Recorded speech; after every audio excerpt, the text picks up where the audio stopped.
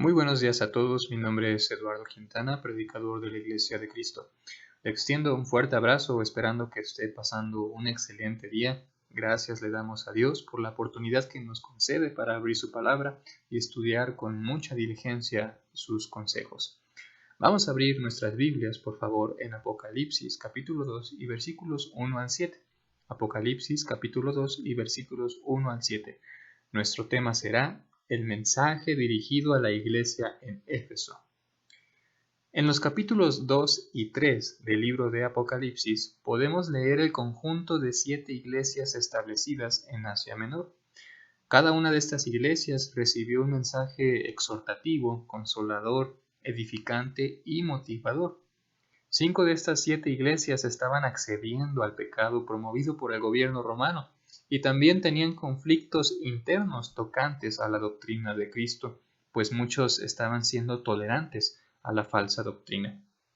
Cada una de estas iglesias tenía una deficiencia en particular y Cristo les comunica qué es lo que tenían que hacer para corregir sus defectos y entonces ser victoriosos. Esto evidencia al Dios misericordioso que ha sido Jehová, pues no solo juzga el pecado, sino que también ofrece el antídoto o la solución para eliminarlo y siempre da una prórroga para que la gente reflexione y se vuelva de su mal camino. Aunque el mensaje al parecer se enfoca a estas 7 iglesias en particular, pues si retrocedemos un poquito al capítulo 1 y verso 4, el texto dice así: Juan a las 7 iglesias que están en Asia. Juan a las 7 iglesias que están en Asia. Así que el mensaje va dirigido a estas iglesias que leemos en capítulo 2 y capítulo 3, pero esto no quiere decir que el mensaje que leemos en Apocalipsis no haya tenido aplicación para cualquier otra iglesia en la historia, e incluso a la congregación en donde asistimos en la actualidad. Todo el consejo de Dios a estas 7 iglesias de hace 2000 años está de igual manera dirigido a la iglesia en la actualidad, pues toda la escritura es útil, recordando lo que dice 2 de Timoteo capítulo 3 y versículos 16 al 17. Estas 7 iglesias localizadas en Asia Menor, es decir, la iglesia en Éfeso, la iglesia en Esmirna, en Pérgamo, en Tiatira, las iglesias que leemos en capítulo 2 y capítulo 3, cabe mencionar que no eran las únicas congregaciones que estaban en esta región geográfica. También estaba la iglesia en Trosa, la iglesia en Colosa, la iglesia en Hierápolis y otras más. La pregunta es, ¿Dios no mandó un mensaje para estas otras iglesias que no aparecen en el texto bíblico? Y la respuesta es un enfático sí, claro que sí. El mensaje que leemos es 100% aplicable a la iglesia en la actualidad, en el pasado e incluso en el futuro.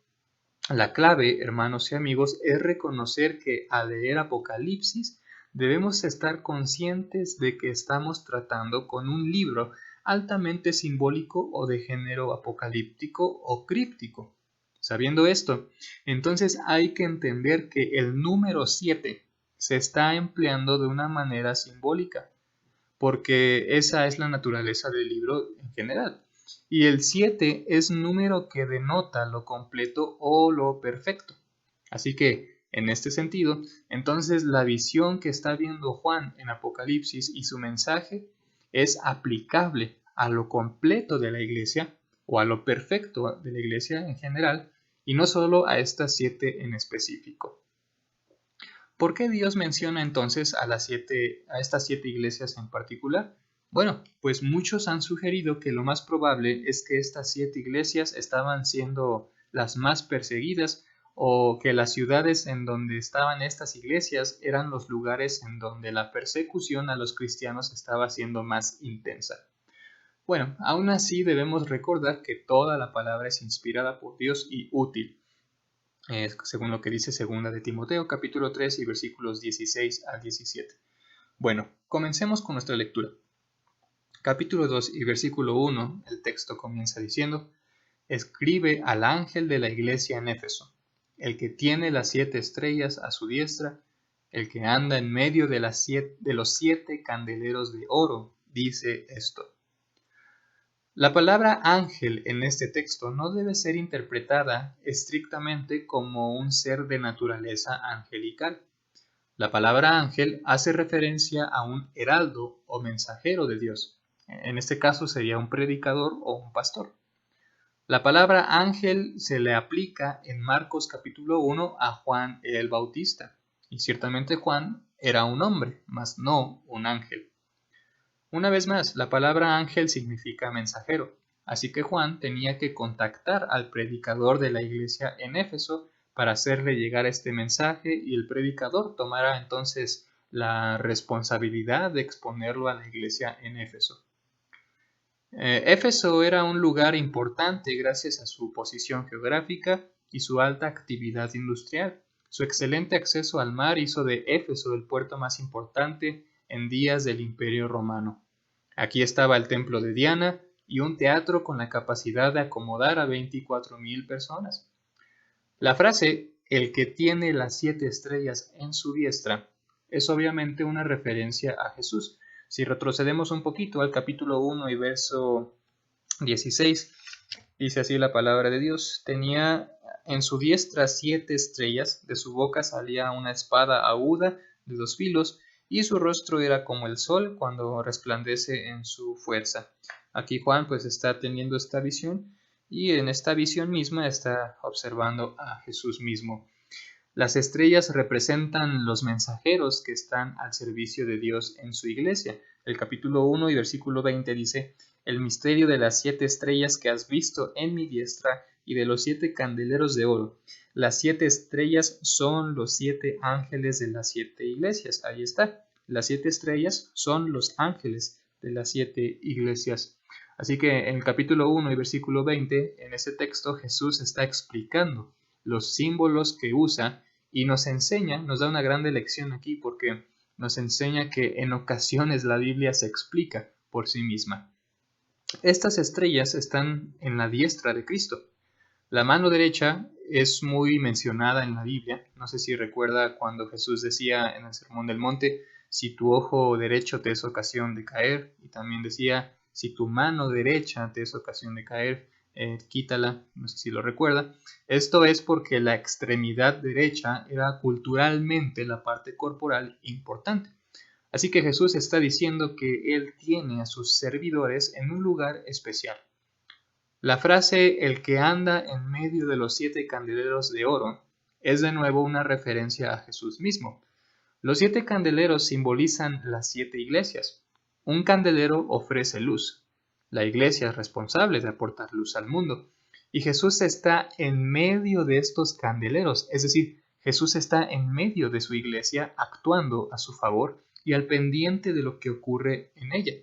Si recuerda a Juan capítulo 16 y verso 33, Jesús dijo: en el mundo tendréis aflicción, pero confiad, yo he vencido al mundo.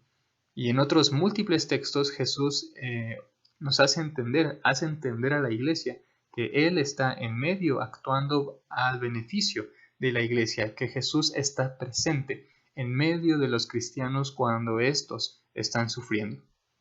Capítulo 2 y versículo 2 dice el texto: yo conozco tus obras y tu arduo trabajo y paciencia, y que no puedes soportar a los malos, y has probado a los que se dicen ser apóstoles y no lo son, y los has hallado mentirosos.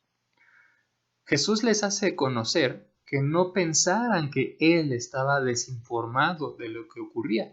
Al contrario, Él conocía sus obras y el dolor que estaban experimentando, pues el texto comienza diciendo: yo conozco. Y es muy interesante notar que a cada iglesia, no solo la iglesia en Éfeso, si usted se adelanta en la lectura y lee el mensaje a Esmirna, a Pérgamo, a Tiatira, en cada una de estas iglesias Jesús les dice: yo conozco, demostrando así que Jesús todo lo conoce, Jesús todo lo sabe y Él está al pendiente de todo lo que ocurre en la iglesia.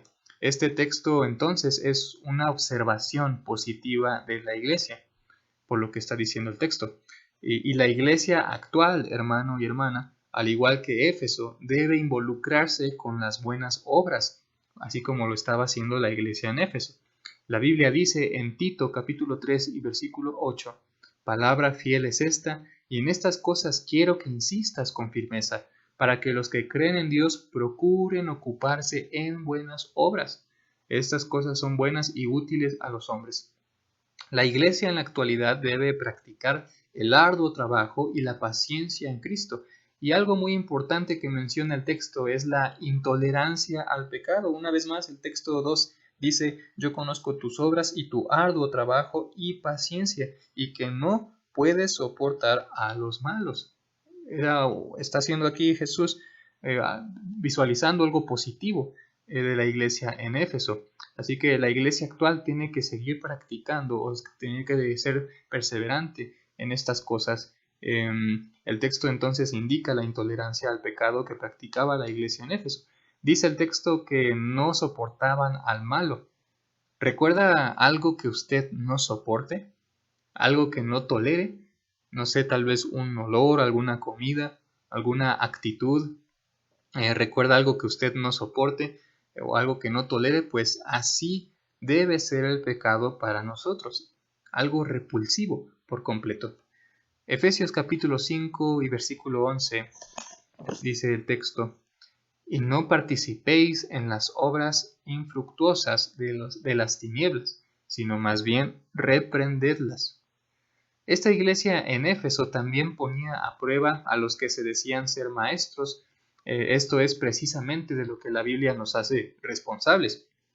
Primera de Juan, capítulo 4 y versículo 1, la Biblia dice: amados, no creáis a todo espíritu, sino probad los espíritus si son de Dios, porque muchos falsos profetas han salido por el mundo. La iglesia en Éfeso nos da evidencia de que practicaba esto. Es triste que hoy la gente suavice la falsa doctrina y permita que contamine el evangelio puro. Este texto nos enseña que tenemos autoridad y responsabilidad por cuestionar al que se dice ser maestro. Una vez más, capítulo 2 y verso 2 dice: yo conozco tus obras y tu arduo trabajo y paciencia, y que no puedes soportar a los malos, y has probado a los que se dicen ser apóstoles y no lo son, y los has hallado mentirosos. Enseguida dice el texto que, como lo acabo de leer, los hallaron mentirosos. Por eso, mi querido hermano y hermana, es la importancia de probar las enseñanzas del que se dice ser en nuestros días predicador del Evangelio, porque muchos son los mentirosos que pretenden engañar a las personas, conduciéndolas a la perdición. El versículo 3 enseña, dice el texto: y has sufrido y has tenido paciencia y has trabajado arduamente por amor de mí, de mi nombre, y no has desmayado. Eso dice el texto 3. Otra cosa en la que los cristianos querríamos participar, por más loco que se escuche, es en la aflicción. Jesús elogió su participación en las obras, en su trabajo, en su paciencia, y ahora está hablando de su sufrimiento. Una vez más, el texto dice: y has sufrido. Así comienza el versículo 3. Ocasionalmente los cristianos queremos evadir el sufrimiento, sin saber que esto prueba nuestra fe y nos forja como debemos ser. Si puede leer Santiago capítulo 1 y versículos 2 al 4, ahí Santiago dice: hermanos míos, tened por sumo gozo cuando os halléis en diversas pruebas, sabiendo que la prueba de vuestra fe produce paciencia. Mas tenga la paciencia su obra completa, para que seáis perfectos y cabales, sin que os falte cosa alguna. Pero ahí Santiago insta y enfatiza la necesidad de que nos hallemos en gozo cuando las pruebas vengan a la vida de los cristianos. Estos cristianos residentes en Éfeso hubieran conocido esta realidad y estaban esforzándose por mantener su fidelidad. Es verdad que somos vulnerables cuando la prueba toca nuestras vidas, y es en esos momentos cuando uno puede estar expuesto a desviarse de su fe. Estos cristianos primitivos estaban siendo constantemente seducidos a adorar al emperador y a ser copartícipes de los actos inmorales que promovía el imperio. No obstante, prefirieron guardarse fieles ante su Rey Jesucristo, negando con valentía al César. Ahora, lo que continúa en nuestra lección me trae a la mente los programas de competición, en donde hay un juez que califica el desempeño del participante después de ofrecer su actuación. Muchas veces les dicen que todo estuvo bien, y llega un momento en donde aparece un enorme pero. y es entonces cuando se genera un hueco en el estómago.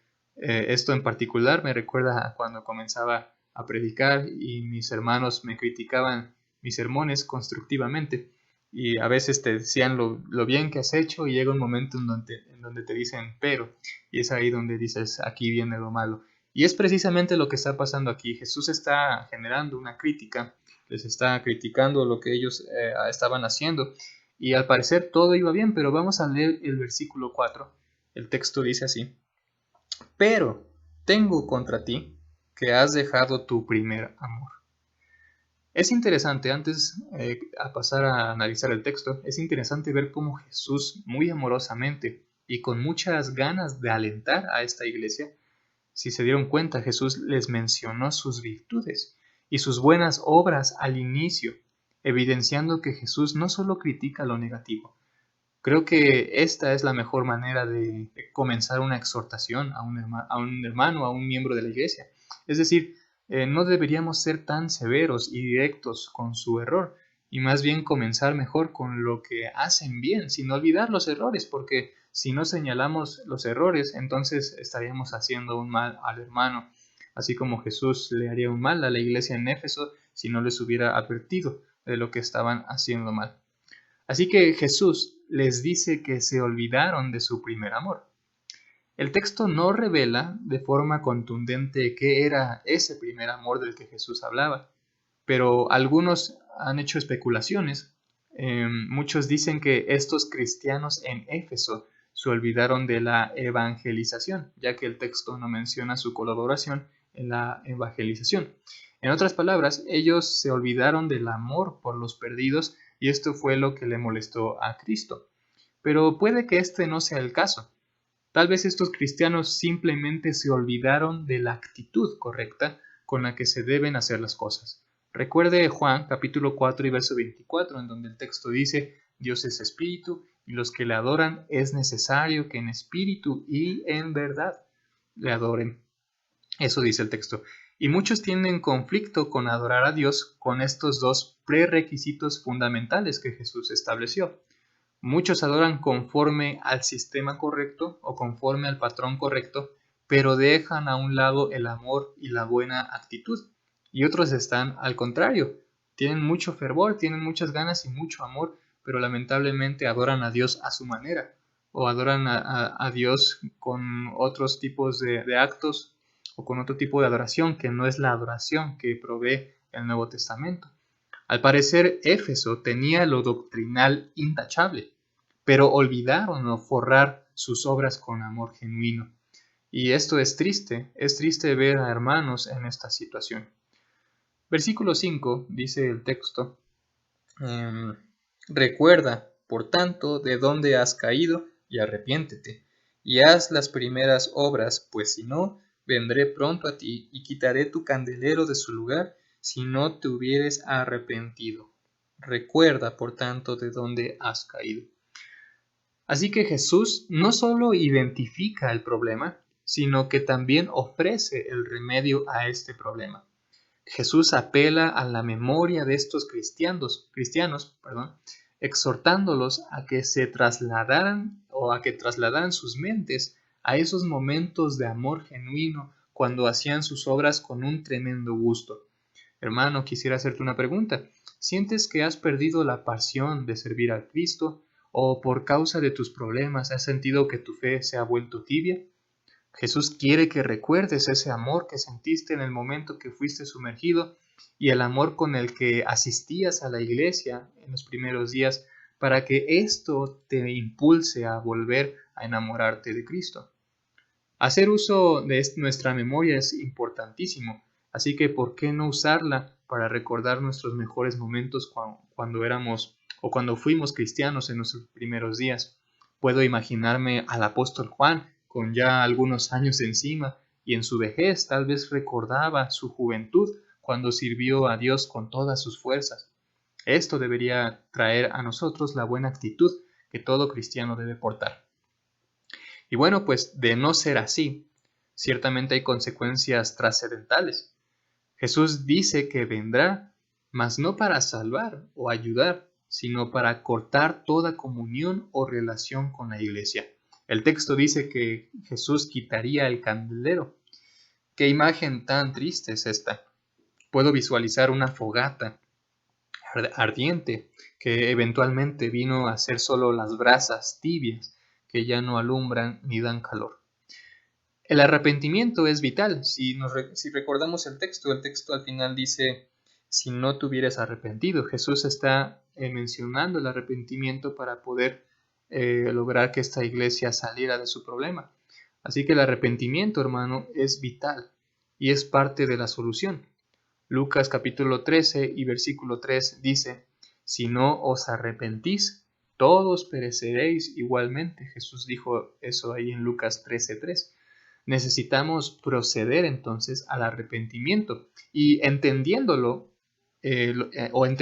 que es el arrepentimiento, ya que muchos hoy en día han distorsionado el significado de esta palabra, pero realmente arrepentirse significa haber sido persuadido por la reprensión y cambiar nuestra dirección para tomar el camino correcto y no hacer de nuevo lo que hicimos mal. La iglesia en Éfeso tenía que arrepentirse por olvidarse de su primer amor y tenía que trabajar para poner en orden sus vidas. De lo contrario, tendrían que enfrentar a Jesús primero, antes que al César. Versículo 6 dice así, pero tienes esto, que aborreces las obras de los nicolaítas, las cuales yo también aborrezco. Jesús voltea de nuevo el enfoque negativo del mensaje a un enfoque positivo de nuevo. Los cristianos en Éfeso tenían algo en común con Jesús, esto es, el rechazo de esta herejía denominada como los nicolaítas. ¿Quiénes eran los nicolaítas? Bueno, el diccionario bíblico de Nelson dice que posiblemente fue un grupo seguidor de un tal Nicolás. Este grupo posiblemente se relacionaba con la inmoralidad. En Hechos capítulo 6 y versículo 5, si quiere leerlo ahí en casa, Hechos 6:5, aparece un hombre llamado Nicolás. Algunos especulan que este mismo apostató de la fe y comenzó a seducir a los cristianos para seguir una secta asociada con el gnosticismo. Y el gnosticismo pues es algo que hemos estudiado por acá. Posiblemente subamos próximamente un video, un estudio acerca de qué fue el gnosticismo, pero básicamente era una herejía que promovía la inmoralidad y seguramente estos tales nicolaítas pues se asociaban con algunas prácticas que promovían el gnosticismo. Quien sea que haya sido, los nicolaítas, comenzando con quien sea que haya comenzado con este falso grupo de los nicolaítas, Jesús lo tenía por enemigos. Y los hermanos en Éfeso se mantuvieron distantes de sus prácticas e incluso aborrecieron sus obras, pues el texto dice que aborrecían las obras de los nicolaítas. Así que, para finalizar, Cristo usa esta expresión en el versículo 7, el que tiene oído oiga. Escuche lo que dice el versículo 7, el que tiene oído oiga lo que el Espíritu dice a las iglesias, al que venciere le daré a comer del árbol de la vida, el cual está en medio del paraíso de Dios. Para finalizar, Cristo usa esta expresión, el que tiene oído oiga, y esta expresión es muy sonada a nivel bíblico, y al parecer este dicho ponía un énfasis en la importancia o la seriedad del mensaje expuesto, así como también la necesidad de poner por obra lo que se escuchó. Santiago capítulo 1 y versículo 22 dice, pero sed hacedores de la palabra y no tan solamente oidores, engañándoos a vosotros mismos. Lucas capítulo 11 y verso 28, el texto ahí dice Jesús, bienaventurados los que oyen la palabra y la guardan, bienaventurados los que oyen la palabra de Dios y la guardan, es decir, y la practican. Los lectores primitivos de esta carta tenían que poner gran atención al mensaje y corregir sus vidas. Esto no ha cambiado el día de hoy, ni cambiará. Dios quiere que le escuchemos y reflexionemos en las alternativas que nos ofrece para salir de nuestros problemas. Enseguida Jesús dice, al que venciere le daré de comer del árbol de la vida, el cual está en medio del paraíso de Dios. Eso dice al final del versículo 7. Aquí aparece una de las palabras clave del libro de Apocalipsis, me refiero a la palabra vencer. Esta palabra viene del griego Nike, así como la marca de tenis, Nike, y denota la idea de conquistar o ganar. Así que esta bendición que Jesús promete está reservada únicamente para los que vencieron la tentación y la aflicción provocadas por Satanás y su instrumento, el Imperio Romano. El árbol que vemos aquí no debe ser interpretado como literal. Recordemos que el cielo es un lugar inmaterial. Debemos siempre tener en cuenta la esencia del libro y tener cuidado con nuestras conclusiones en cada texto. Uno de los mejores principios para interpretar bien el mensaje de Apocalipsis es el siguiente. Debemos evaluar el mensaje primario del simbolismo sin presionar tanto los símbolos. En otras palabras, se debe apreciar qué es lo que el texto quiere enseñarnos sin querer forzosamente saber cuál es la identidad de los símbolos. Así que aplicando este principio a este texto, debemos ofrecer una interpretación del símbolo que sea consistente con el resto de la Biblia. Así que este árbol puede recordarnos al árbol del Génesis y creo que el mensaje principal en este texto es que todo lo que el hombre perdió por haber desobedecido a Dios en ese momento es ahora restaurado en Cristo. Y Cristo hace disponible este árbol para todo aquel que venció. Esta figura básicamente lo que está haciendo es hacer referencia a una rica e inigualable recompensa que recibirá todo cristiano que se mantuvo fiel hasta la muerte. Y este árbol está en el paraíso de Dios. La palabra paraíso es de origen persa y significa los parques de los reyes. No hay duda de que este mensaje poderoso, edificante y motivador hubiera tenido éxito en la vida del cristiano angustiado a causa de sus enemigos. Hoy nuestros gobiernos no nos persiguen con intensidad y hasta matarnos, como sí lo fue en la iglesia primitiva. Sin embargo, sufrimos de alguna u otra manera por ser cristianos. Pero la idea final es esta, hermano y amigo que me escuchas. Los cristianos del primer siglo pudieron salvar sus vidas si accedían a adorar al emperador. Una vez más, los cristianos del primer siglo pudieron salvar sus vidas físicas si accedían a adorar al emperador, pero eso ponía ahora automáticamente a Jesús como su enemigo. Mejor era ser enemigo del mundo, pero tener alianza con el Rey de Reyes y Señor de Señores. Y la cosa el día de hoy sigue siendo, o el asunto sigue siendo el mismo. Preferimos tener como enemigo al mundo o como enemigo a Cristo. Amigo, ¿quieres seguir resistiendo la sugerencia de Cristo para que te arrepientas de tu pecado y cambies de dirección tu vida para dirigirla a Cristo y salves tu alma? El Señor no retarda su promesa, según algunos la tienen por tardanza, sino que es paciente para con nosotros, no queriendo que ninguno perezca, sino que todos procedan al arrepentimiento. Segundo de Pedro, capítulo 3 y versículo 9. Se despide Eduardo Quintana, muchas gracias.